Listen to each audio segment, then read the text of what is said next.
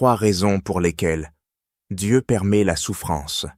Frères et sœurs, bonjour, vous êtes-vous déjà demandé pourquoi Dieu permet-il la souffrance?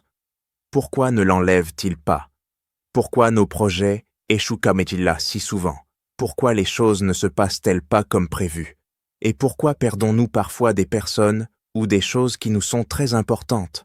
Avec le temps, il est facile de mal comprendre Dieu ou de lui en vouloir. Aujourd'hui, voyons ensemble, à la lumière des Écritures, 3 raisons pour lesquelles Dieu permet la souffrance. 1. L'Éternel est près de ceux qui ont le cœur brisé, et il sauve ceux qui ont l'esprit dans l'abattement. La souffrance est comme un miroir. Elle nous oblige à reconnaître que nous ne sommes pas si forts que nous le pensions.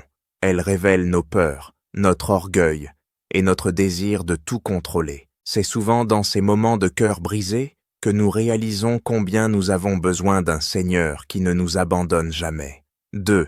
Mes des frères, regardez comme un sujet de joie complète les diverses épreuves auxquelles vous pouvez être exposés, sachant que l'épreuve de votre foi produit la patience. Lorsque tout va bien, nous cherchons rarement Dieu sérieusement et continuons à compter sur nous-mêmes. L'épreuve nous ramène de notre dépendance à nous-mêmes et fait surgir du fond du cœur cette prière sincère. Seigneur, j'ai besoin de toi. Aide-moi, sauve-moi, pour nous rapprocher de Dieu. 3.